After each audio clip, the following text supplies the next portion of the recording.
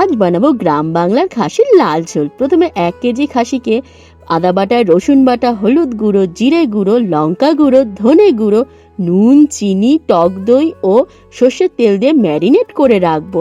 এরপর কড়াইতে কেটে রাখা আলুর টুকরোগুলো দিয়ে দেব।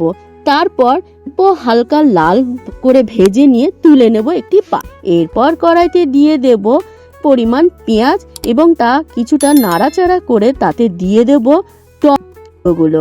এরপর ভালো করে নেড়ে দিয়ে দেব তাতে মাংসটা কিছুক্ষণ পকানো হয়ে গেলে তার মধ্যে দিয়ে দেব সামান্য পরিমাণে মিট মশলা। তারপর ভালো কষিয়ে নিয়ে প্রেসার কুকারে দেব। তারপর প্রায় 15 মিনিট ধরে প্রেসার কুকারে দেব। এরপর প্রেসার কুকার খুলতে গরম মশলা দিয়ে মাংসটা গরম ভাতের সাথে পরিবেশন করুন।